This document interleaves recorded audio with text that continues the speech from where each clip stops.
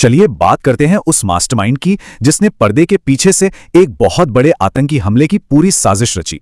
ये कोई मामूली मुजरिम नहीं था। ये कहानी है आईएसआई के एक ट्रेंड ऑफिसर मेजर इकबाल की। देखिए, 2001 के संसद हमले के बाद आईएसआई को समझ आ गया था कि सीधी लड़ाई में बहुत बड़ा रिस्क है। तो उन्होंने एक नया रास्ता चुना, एक ऐसा छद्म युद्ध कि अगर कोई पकड़ा भी जाए तो पाकिस्तान साफ मुकर सके। और इसी सीक्रेट यूनिट से निकला एक मास्टरमाइंड जिसका नाम था मेजर इकबाल। अब इकबाल को एक ऐसा मोहरा चाहिए था जो बिना किसी शक के आसानी से भारत में घुस सके।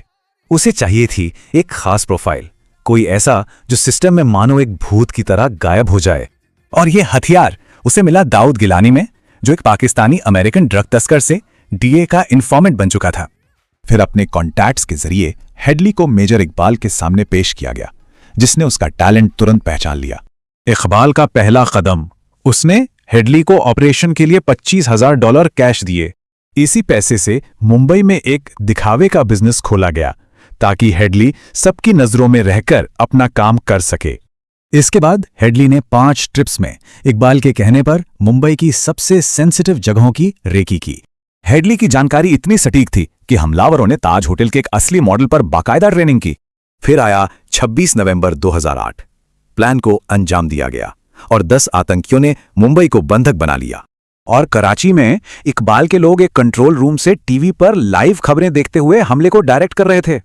मुंबई के बाद अगला टारगेट था एक देनिश अखबार, पर इस बार हेडली की अपनी पर्सनल लाइफ ही बीच में आ गई। हेडली की एक पत्नी ने ही उसे एक्सपोज कर दिया, जिसके बाद एफबीआई ने उसे एयरपोर्ट से गिरफ्तार कर लिया। अब जब मौत की सजा सामने थी तो हेडली ने सब कुछ उगल दिया और यहीं से जांचकर्ताओं को बड़ा सबूत मिला। ये इतिहास में पहली बार हुआ जब अमेरिकी सरकार ने पाकिस्तान के किसी ऑन ड्यूटी इंटेलिजेंस ऑफिसर पर आतंकवाद का चार्ज लगाया। लेकिन इकबाल की जंग सिर्फ हिंसा तक ही सीमित नहीं थी। वो नकली नोटों के जरिए इकॉनमी पर भी चोट कर रहा था।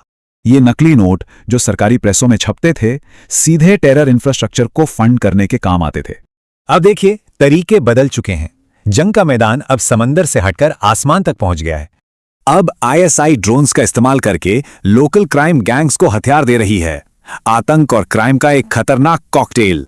तो मेजर इकबाल ने जो इंफ्रास्ट्रक्चर बनाया था वो अब और भी खतरनाक और कई रूप ले चुका है। तो सवाल यही उठता है कि जब दुश्मन एक परछाई की तरह हो तो ऐसी लड़ाई आखिर जीती कैसे जाए।